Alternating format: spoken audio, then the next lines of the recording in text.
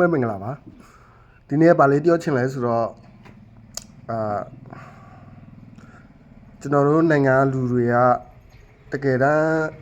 တူတဲ့ချမ်းသာနေတဲ့နိုင်ငံကိုတချို့ဥပမာဒီ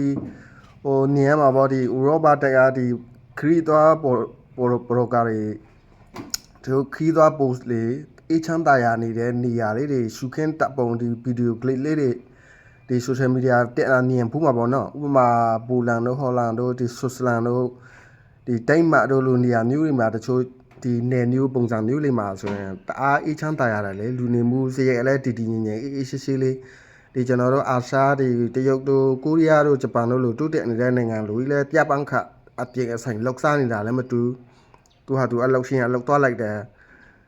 တဘာဝရတဲ့ဥဒုရှိနေကြတယ်လည်းမသွားဆောင်လို့အိမ်မှာနေတယ်အစိုးရထောက်ပံ့မှုနဲ့နေတယ်အဲ့လိုပေါ့သူတို့ရဲ့ like စတဲ့အေးကြောင်းပေါ့တဲ့အိမ်နေဆိုလဲဒီရှင်းဟောအိမ်လေးတွေနဲ့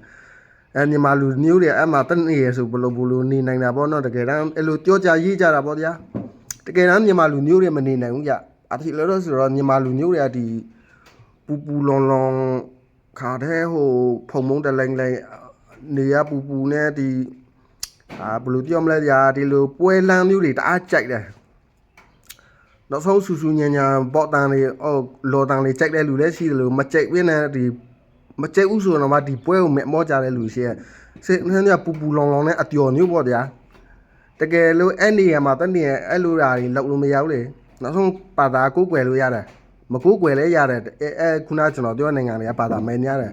ဒါပေမဲ့ကိုးကွယ်လို့ရတယ်ဒါပေမဲ့ကျွန်တော်နိုင်ငံလိုမျိုးဟိုနာညူဆွဲလိုက်ဒီနာညူဆွဲလိုက်ဟိုပါတာချားလေခရီးရန်လေလို့ပေါ့နော်စာကန်းစာဆောင်လေးဝေလိုက်အဲ့လိုလဲမရဘူးအဲ့မှာလူခွင့်ရအဲ့လိုရှိရတွားလောက်လို့မရဘူးပေါ့နော်ဥပမာကျွန်တော်ဗုဒ္ဓဘာသာဆိုရင်အဲ့မှာကျွန်တော်ဒီမှာလောက်လို့ရှင်လေညင်းနေလော်စပီကာနဲ့ခါတကြံဆိုရင်မူယူလိုအဲ့လိုလဲလောက်လို့မရပြန်ဘူးသူများနိုင်ငံမှာလေဘာသာရေးလိုပဲကိုယ်ကွယ်လို့ရတယ်အဲ့ဆိုမြန်မာလူမျိုးကအဲ့လိုမျိုးလောက်လို့မရမပြောဘူးတကယ်တော့နေလဲလူဆုံးနေရင်တနေ့နှစ်နေ့ပဲပေါ့နော်အဲ့လိုပေါ့ဒါမှအခုချိန်ထိနေတဲ့လူလည်းရှိကြတာပေါ့ဗျာအဲ့လိုပေါ့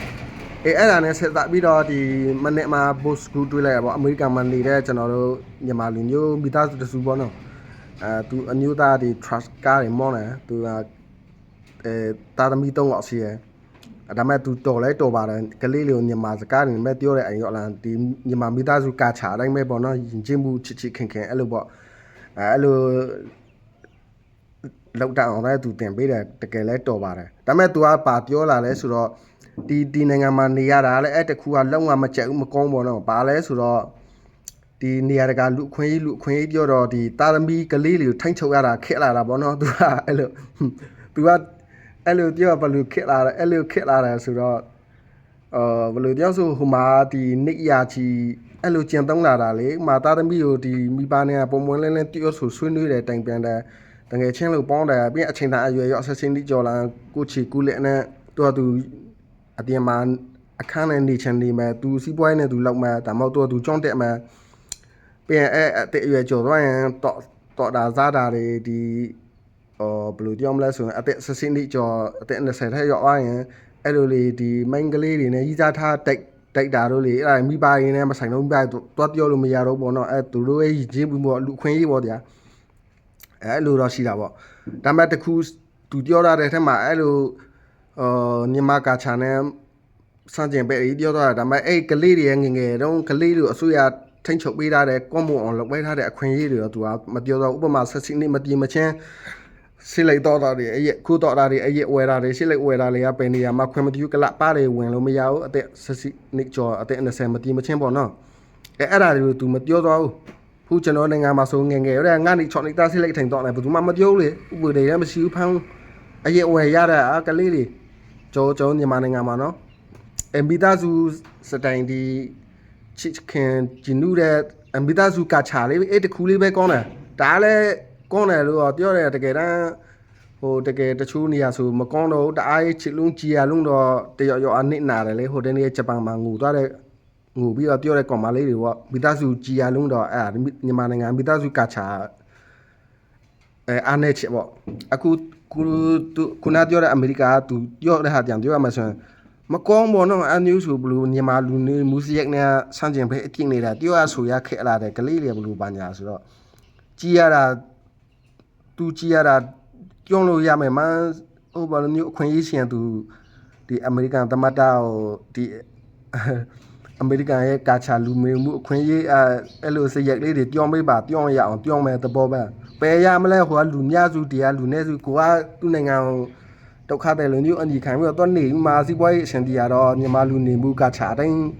တနိုင်ငံလုံးထိချင်လို့မရဘူးလေကိုအိမ်မှာတော့ရတာပေါ့ဒါပေမဲ့သူလည်းလောက်ပါတယ်သူမိသားစုအိမ်မှာကျွန်တော်လည်းပြောလေအိမ်မှာတော့ကိုမိသားစုထိန်ချုပ်ရင်ကိုကာချာတိုင်းနေလို့ရတယ်လို့ပြောလေဒါပေမဲ့အဲ့ဒါဟိုလိုဒီလိုဘာလို့ပါညာဆိုအော်ခဲ့တော့ခဲ့တယ်အဲ့ကြောင့်အဲ့လိုမကြည့်နာအောင်သူတို့ရဲ့အခွင့်အရေးအဲ့လိုလေးပေးလုံးလို့မကြိုက်ဘူးဆိုလဲကိုနိုင်ငံပြန်လာလေနော်ဘာတိလဲမြန်မာပြည်ကိုခင်ဗျားတို့အဲ့လိုကြတော့မြန်မာပြည်ကိုမပြန်လာနိုင်ဘူးသူတို့တွေကလေခဲ့တော့ခဲ့တယ်အဲ့ကြောင့်နိုင်ငံချက်ရောက်တဲ့တချို့အများကြီးမပြောလို့တချို့တော့သူတို့ရဲ့နိုင်ငံရဲ့လူခွင့်ရေးတိုင်းသူတို့ရဲ့ဥပဒေတိုင်းကို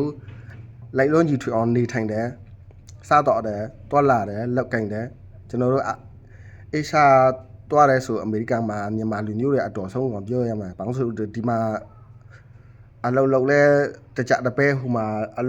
အလောက်တာတော့တူဘောနော်ဟိုမှာကြောဝင်ငွေထွက်ငွေမတူတော့လေအခွန်ရဆိုမဲ့အခုန်တိုင်းကိုရဲ့အခွင့်အရေးပြန်ရတာဟုတ်တယ်မလားကိုကတဲ့အလုံးအခုန်ဆောင်ရတဲ့အကြည့်လန်ကိုအဲ့ဒီအကြီးက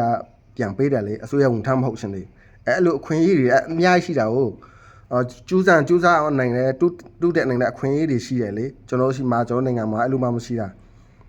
မျိုးရိုးရင်ချမ်းသာမျိုးရင်းတီမှဒါမဟုတ်လဲအစိုးရဖွဲ့ဟိုခုပြောတယ်လို့ပဲချမ်းသာလူနာကဖတ်ရဖတ်လို့မှချမ်းသာနိုင်မဲ့အချင်းတွေလေးလေအဲ့ကြောင့်ခက်တာအဲ့မြန်မာပြည်ကနေပြီးတွားပြီးနိုင်ငံခြားရောက်တော့တဲ့ခါတည်းဟိုအရှင်ပြည်ကဒီမှာလဲခုစုလူနိုင်တွေရှိတာပဲဒီမှာလည်းမကောင်းဘူးမြန်မာဒီဘက်ကောင်းတယ်လို့ပြောတဲ့လူတွေအကြောင်းကျွန်တော်မောက်နေတဲ့နိုင်ငံခြားတွေအဲ့ဆိုမြန်မာပြည်ပြန်လာပြီးနေလေပြောတယ်လည်းမနေနိုင်ဘူးသူတို့ကခက်တော့ခက်တယ်အဲ့တော့မြန်မာပြည်ကိုတလောက်အေးနေထိုင်ကောင်းတယ်အခွင့်အရေးကောင်းတယ်ဆိုရင်ပြန်လာလေကျွန်တော်တို့မှဒုက္ခခံနေသေးတာခင်ဗျားတို့ပြန်လာဆိုလည်းမပြန်လာနိုင်ဘူးအဲ့ဒါ